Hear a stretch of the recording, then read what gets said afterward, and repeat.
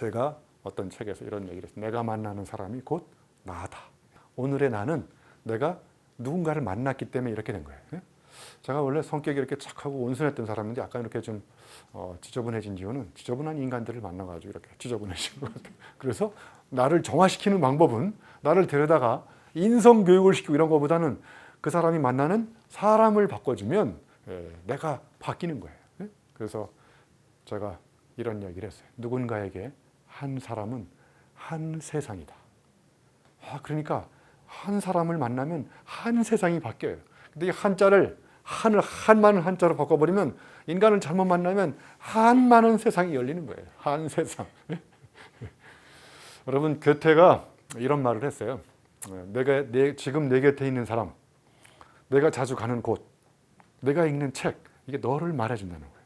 자, 오늘은 이제 인간관계니까 내 곁에 있는 사람이 안 바뀌면 내가 안 바뀐다는 거고, 내가 자주 가는 곳이 안 바뀌면 안 바뀌고, 그 다음에 또 내가 읽는 책을 안 바꾸니까 책도 안 읽어요.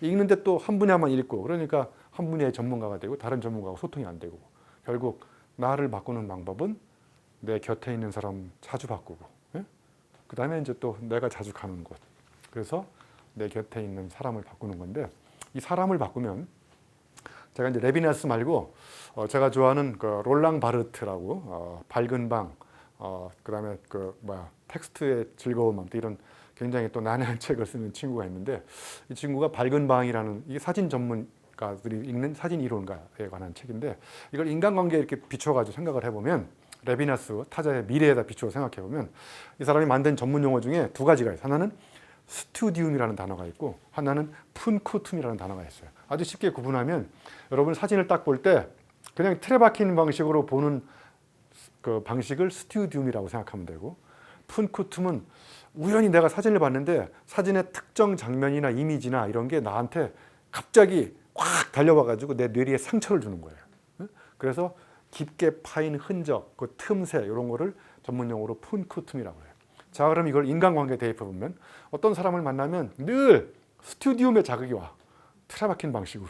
근데 어떤 사람을 만나면 내가 예상치 못했던 갑작스러운 어떤 깨달음을 줄 수도 있고 깊은 상처를 줄 수도 있고, 그러니까 롤랑 바르트의 푼쿠툼이 주는 인간관계는 우리한테 새로운 깨달음을 줄 수 있는 자극의 원천일 수도 있지만, 아까 한많은 한 세상으로 그 사람한테 깊은 상처를 줄 수 있는 그런 자극을 또 푼쿠툼으로 해석할 수도 있을 것 같아요.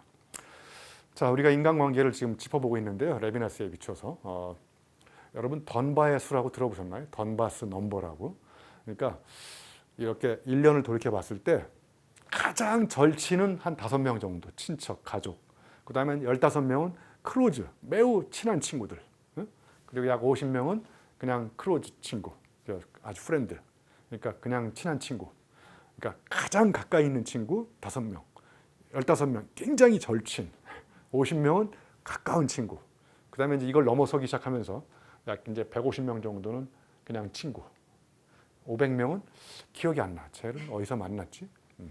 레비나스가 얘기하는 그 타자, 굉장히 나의 미래를 새롭게 열어줄 수 있는 타자처럼 새로운 자극으로, 롤랑 바르트의 푼쿠툼처럼 강한 자극으로 그렇게 끈끈한 인간관계로 다가올 수 있는 숫자는, 이게 어바웃으로 이렇게 따져봤을 때 대충 50명 내외 정도. 구성을 넘어서면 이제 여러분도 한번 생각해 보세요. 1년 내에 전화번호에 기록되어 있는 친구 중에서 나하고 몇 번이나 통화를 했을까? 이런 절친들, 이런 사람들과 우리가 자주 만나는 것도 한 가지 방법이긴 하지만, 레비나스의 철학을 대입해 보면 이렇게 가까이 있는 친구를 이제 떨어뜨리라는 얘기가 아니라 가까이 지내고, 그 다음에 이제 나한테 새로운 미래를 열어줄 또 다른 타자를 만나는 것도, 그 타자가 이제 또 익숙해지면 스튜디움 자극이 와서 이제 절친이 되고 이렇게 되는 거죠. 그래서 여기서 잠깐 어린 왕자에 보면 여러분 그 굉장히 유명한 말 나오죠. 길들인다는 것. 길들인다는 게 뭐냐? 그랬더니 관계를 맺는다는 거야. 그럼 관계를 맺는다는 건 뭐냐면, 관계를 맺기 전에는 그냥 아무 생각이 없었어. 그냥 여기 널려있는 한 사람이었는데 내가 관계를 맺음으로 인해서 그 사람은 이 세상에서 딱 한 사람밖에 없는 소중한 사람으로 나한테 다가오기 시작하는 거예요. 그러니까 그 누군가가 쓴 시도 그렇잖아요. 뭐 아무 의미가 없었는데 내가 이름을 불러주니까 뭐가 됐다 뭐 이런 것처럼 그냥 바깥에 있는 수많은 사람들인데 나하고 관계를 맺고 길들여지고 그러면 그 사람은 나하고 이 세상에 그 어떤 만남도 아닌 소중한 만남이 되면서 그 사람이 나한테 굉장히 유일하게 다가올 수 있는 그런 의미를 저희 생텍쥐페리가 얘기하는 어린 왕자에 나오고 있어요. 그래서 저의 정신적 스승님이기도 하지만 우리 신용목 선생님이 인간관계에 대해서 굉장히 놀라운 통찰력을 이 레비나스의 타자성에 비추어서 해설하신 것 같지는 않고요. 장기간 교도 생활을 하시면서 엄청난 통찰력을 얻으신 것 같아요. 잘 안다는 것은 뭐라고 얘기했냐면 서로 관계가 있어야 된다는 거예요. 나한테 관계없는 사람한테 나를 잘 열어주지 않잖아요. 그러니까 연결돼 있지만 관계없는 인간들이 너무 많은 거예요. SNS에 뭐 제 페이스북에 5,000명, 뭐 저 카톡 친구 몇만 명 다 연결돼 있지만 나하고 관계 있는 사람은 몇 명일까?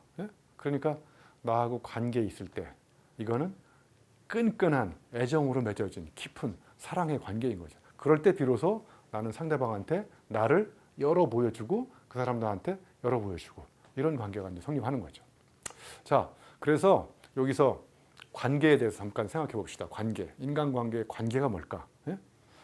자, 아주 쉽게 예를 들어볼게요. 여러분이 서점에 갔어요. 그것도 헌책방에 갔는데 헌책방에 막 이렇게 책이 산더미처럼 쌓여 있잖아요. 여러분이 헌책방에 가는 이유는 뭘까요? 어떤 책을 찾으러 갈 수도 있고 그냥 둘러보러 갈 수도 있고. 그런데 A라는 사람이 지나갔는데 수많은 책들이 거기에 존재가 있어요. 수많은 책의 존재가.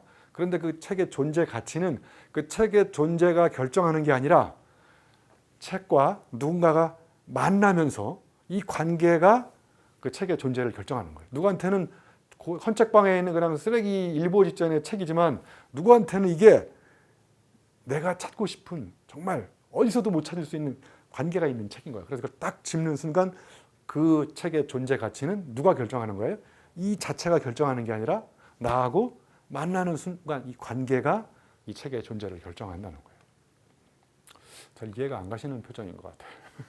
자, 그래서 인간관계의 관계도 그 인간을 결정하는 건 누구냐면 관계가 결정한다는 거예요.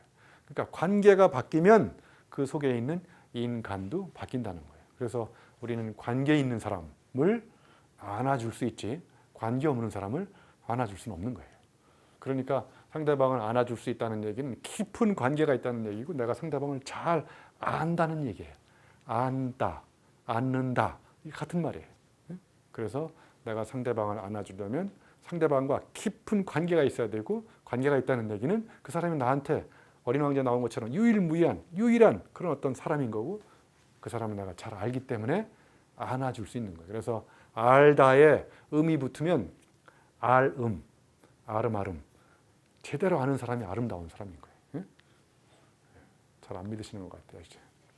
자, 그래서 제가 이런 사람 만나지 마세요라는 책을 쓴 적이 있는데 여기에다가 인간관계를 제가 한 해를 정리하면서 저를 괴롭혔던 아주 괴로운 아주 그 만나지 말아야 될 기피 대상 10명을 제가 순식간에 썼는데 이 브런치에 이게 55만 명이 글을 보고 간 거예요. 그래서 이게 책으로 나왔는데 그 10명 중에 제가 몇 사람만 소개할게요. 첫 번째, 이 귀마가 남의 이야기를 하면 귀를 막는 사람이 있어요.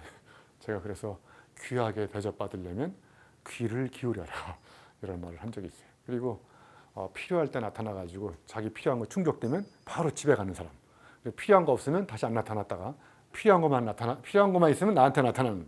그래서 필요한 걸 요구하면 필요할 때 나타나서 필요한 걸 얻을 수 없다는 거예요. 그래서 늘 평상시에 잘 해야 돼요.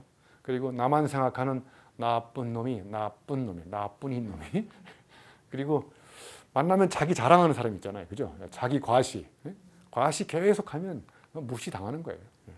그리고 말을 못하게 입 닥쳐 말문을 막는 사람이 있어요. 1시간 만나면 한 55분은 혼자 얘기하고 계속해요. 정말 그런 사람 다시 만나고 싶잖아요.